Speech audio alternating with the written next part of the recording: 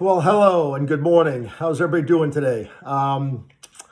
We are going to talk today about implicit bias and how we develop them.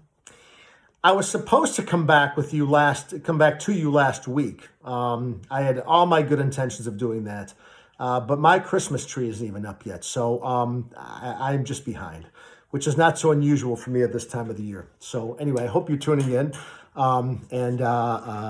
so sit back or lean in, and let's get to it. Implicit bias. How do we develop these? Three ways I will talk with you today about that. Childhood scripts, number one. Number two, categorization and classification strategies, number two. And then number three is just simply things that happen to us as we go about our daily lives, all right? So let's talk about childhood scripts. What is a script? Well, when we think of a script, we think of someone who's an actor. My son is one, and he is auditioning in films a lot these days. And the casting director, typically will send over a script, and he will memorize it, and he will send it back, his video link, or sometimes it's in person. These days it's more Zoom than otherwise, but he will send back, or he will audition for this. And if he does it well, if he memorizes, which is really, really key word here, if he memorizes the script and he plays it out just right, he'll get the part. And this is exactly, or to some degree, really similar to what happens when we are little boys and little girls. We get scripted on how to think about things, and in particular, how to think about other people. Now, some of these scripts and these messages, we can call them messages, are very overt and they are intentional. So, for instance, one of the messages that I received growing up, and mostly from my father, was that men have men duties and women have women duties in the home. All right, which meant that when I was old enough and of age to cut the grass and shovel the snow and take out the trash, that I did these things. And if he came home from work and the snow wasn't shoveled or the grass wasn't cut, he didn't ask my mother these things. He asked me, why didn't you shovel the snow? But he never asked me why the carpet wasn't vacuumed or why the dishes weren't cleaned in the sink. I don't think he asked my mother those things. I don't think he did, but I certainly was not asked that. So I was told from a very early age on how to think about men and women's duties in the home. I was scripted to think about those things, okay? Sometimes the messages in the scripts are more unintentional and more covert. In other words, it's just kind of, it's like this tacit, meaning unspoken but understood message about, hey, we're neighbors. We don't act like that, or we don't go over there because those people are over there, all right? And those people may not even ever be mentioned, but it's implied, all right? And it's implied a lot by who the big people in our lives, when we're young and we're looking up at them, who they're hanging around with and who they're socializing with, and in particular, who they're not socializing with. All right, so those are scripts as well. Unintentional and covert, overt and intentional. All right. Another way, so that's number one, childhood scripts and messages. Number two, is what is referred to as categorization and classification strategies, and how we separate things and how we actually separate people. So if you go into preschool rooms, we got kids playing with blocks, and they are told to separate the blocks based on size and shape and color. All right?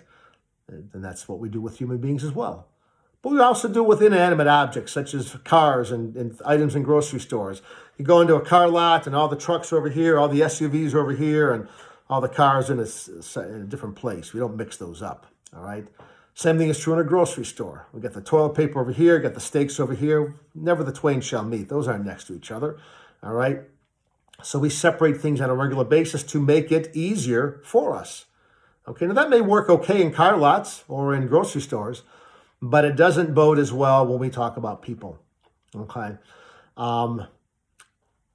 The individuation that we forget to apply to people is what happens. So instead of me looking at a person for all of his or her qualities and attributes and their personality and getting to know them for who they are, their uniqueness, I look at them as a young black urban male or a transgendered millennial or a white suburban female, okay? And I immediately then go towards some shortcuts into believing that I know who they are based on those labels, much of which were cemented or at least introduced strongly at an early age based on the childhood scripts and roles. Okay, categorization and classification strategies. That's number 2. Number 3 is simply our experiences with other people. Okay, our interactions with them. Remember last time we talked about comfort groups and discomfort groups, how we give comfort groups the free pass sometimes because they're like us, and those people over there, those whoever those people are, they're the discomfort group. So we examine them a little bit more closely. That gets perpetuated and continued if we're not careful throughout our lives. All right. So we begin to get in the habit of simply being around people who are like us. We feel safe. Much research on this topic of who we feel safe with. And much of it is based on who looks like us. Okay. I remember talking to a woman long ago in a training, and she had got her purse snatched, a white woman who was in her 50s, and she got her purse taken from her by a white guy on the street, walking on the street. He had long hair and tattoos, all right? So she chased after him, didn't get him, and went to court, and they finally got him, and she pointed him out in court, and there's the guy, and et cetera, et cetera. He got probation or whatever happened. She tells a story. But what was important is that she went on to say that for the next X amount of time, that when she came around people and she was around those who were white males of late 20s, early 30s who had long hair and tattoos, that she held her purse a little bit tighter and that she made wide circles around these guys. That's silly, right? These guys weren't probably robbers like the other guy, but that's what she decided to do. So her biases, her implicit biases, were shaped by that experience. You can think of your own experiences. I have mine. And I'd encourage you to do that, to think about, who are those people who treat you in a particular way, and are they in that, if they're in that discomfort group, what is happening with you? What is the experience you've had with them? And the same thing with the comfort group as well. So 3 ways in which we develop implicit bias. Childhood scripts and roles, classification and categorization strategies, and how we think about things in particular people, and then also our daily experiences. Next time, and I hope to get to you within the next week or so, but it's the holidays here, and it's coming up on New Year, so let's maybe we'll shoot for the next week and a half here or so. But I will be back with you soon to talk with you about how we can begin to tamp down and be really, since we're aware of these and making ourselves aware, things we can do to eliminate and reduce them. Okay. So whatever you're celebrating this time of the year, I hope it's good. And I hope you're around people as much as you can be who you love and who love you, and to celebrate what you have. That's really important. You take care. I'll talk to you soon. Bye-bye.